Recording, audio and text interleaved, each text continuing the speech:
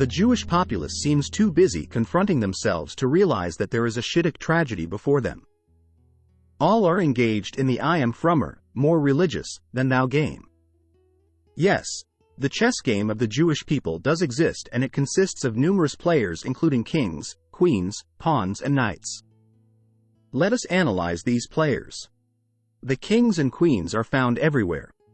They are better known as the better-than-thou contingency representing, with nose held high, the so-called super machmir, stringent, whose main function in life is to supervise and interpret the motives of others. And JAP, a term which applies equally to both sexes, reigns supreme. A true JAP is one whose real emotions and feelings of dedication and idealism are hidden under the heavy burden of appeasing self-righteous motives. Is it any wonder that some young Jewish singles seek elsewhere? And let us not forget the elite, the yekis, heredity status seekers. Remember, my son, you belong to a righteous family. Avoid the Baal Teshuva, a non-observant Jew who became religious. After all, they may change their ways and go back to what they once were. Remember who you are and where you came from. And if these were not sufficient, the kings and queens engage themselves in the I am gladder than thou pageant. This requires the ability to openly criticize others regarding their mode of dress, their eating patterns, the color of their Shabbat tablecloths, and the opinion that recognized certified kosher products are not acceptable. The fictitious Glatt pickle is preferred, and, of course, an open attack against religious leaders' decisions, their ammunition being some new chumrah, strict legal view, entitles one to acquire membership in this select group.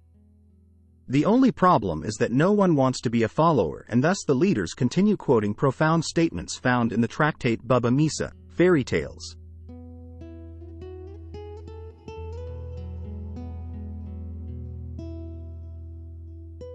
Now, the heroic knight enters the arena.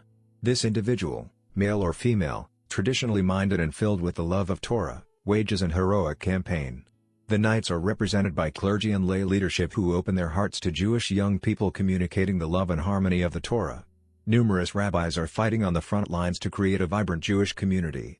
Young people are engaged in Shabbatonim, retreats and seminars in an active attempt to spread Yiddishkeit and meet one another, yet, too often, Jewish organizations seem more interested in the establishment of plush swimming pools than in financing such activities, or even religious projects such as a community mikveh, ritual bath.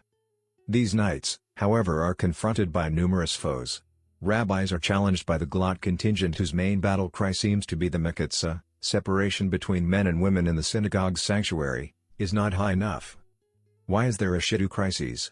Perhaps it is because in the chess game of life, it is the pawn who suffers the most.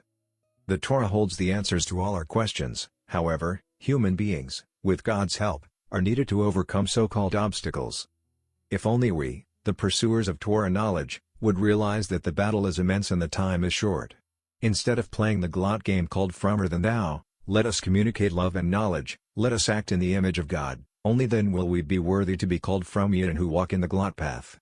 In the words of Rav Kook, just as the second temple was destroyed by acts of brotherly hatred, the third temple will be built by acts of brotherly love. Let's give our young adults a chance. The elephant in the room is the overindulgent reference calls. Once upon a time, singles would call no more than 3 references to make sure that the other party was not an abusive control freak. Today, no one will go on any first dates unless if both parties' mothers make a minimum of 15 references calls. All neighbors, married siblings, former elementary school teachers, and goodness knows what else. A few weeks ago, my friend received the resume of a girl in her 20s with over 1,000 Shidduch references. So many wonderful singles are caught in the trap I wrote about. They are ones that should be insulted. And do not forget Kestgeld. Young men sit and learn all day while their wives work to support the family. If these were the brightest students, that might be acceptable, but most of the time it is not.